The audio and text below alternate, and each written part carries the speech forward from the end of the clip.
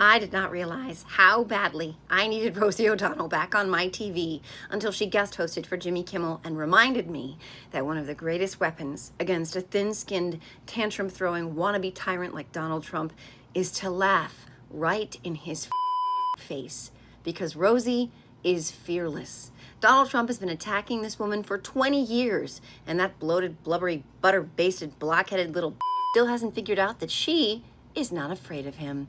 He insults her, threatens her, obsesses over her, spews his petty, puerile grievances whenever a microphone gets anywhere near him, and Rosie just keeps on laughing, which made it absolutely delicious when she looked directly into the camera during her opening monologue, gave a tiny wave, and said, "Hi, I know you're watching." Hi, I know you're watching.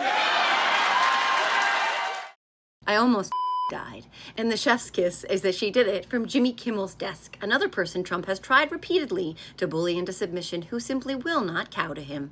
It was a beautiful little layer cake of yous. His show, Rosie in his chair, Trump hate watching from wherever he was, and Rosie smiling directly into the camera to let him know she knew.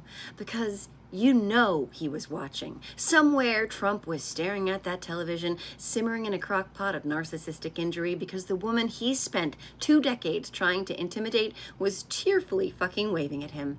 That is his kryptonite. Not strength, not courage, ridicule. Donald Trump is a catastrophically insecure, criticism-allergic crybaby who can have his entire evening ruined by a joke about his hair. That's your strongman? That fucking guy? A pampered, powder-faced pussy who looks like he fell asleep face first in a bowl of spaghetti and woke up late for a Mussolini audition. The guy shellacked in enough cake makeup to resurface a fucking Formica countertop, wearing lifts in his shoes, a girdle around his gut, a hair merkin stapled across his scalp, and a suit with enough excess fabric to tarp a pontoon boat. That is the terrifying fucking tyrant? Please. He's the Wizard of Oz, hiding behind the curtain, frantically pulling levers, belching smoke and booming threats through an amplifier, while praying nobody notices the entire production is being run by a pathologically insecure little fraud in elevated footwear. And Rosie is Toto. She pulls back the curtain because it's all a fucking show. Authoritarians need the costume, the giant flags, the gilded rooms, the military pageantry, the stern photographs, the chest-pumping, chin-jutting, tough guy theater. Donald Trump needs every fucking inch of it, because underneath all that pompous spectacle is a fragile ego held together with flattery, fear, foundation garments, and whatever industrial adhesive is keeping that follicular merkin attached to his head. Take away the scenery, and there's no fearsome colossus. There's just a brittle, blustering blowhard and cosmetic spackle and platform shoes who cannot emotionally survive being the punchline. So point and fucking laugh. And watching Rosie do it was cathartic for me for another reason. Rosie was comfort TV for me when I was younger. Being homesick from school meant I get to watch The Rosie O'Donnell Show. Koosh balls, Broadway obsession, giveaways, and pure unfiltered joy.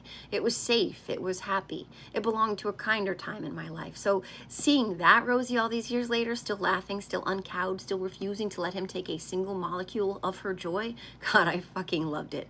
Because I learned something about bullies when I was a kid too. I had plenty of them, believe me. And I figured out quickly I could either give them what they wanted or I could turn it around and make people laugh with me instead of at me.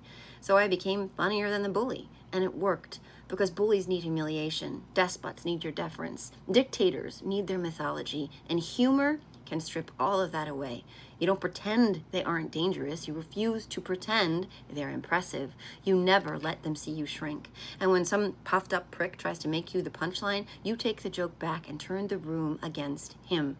So keep mocking him. Keep laughing at him. Keep reminding the world that underneath all the pomp and power is someone who cannot fucking bear to be laughed at. And Rosie, keep fucking waving.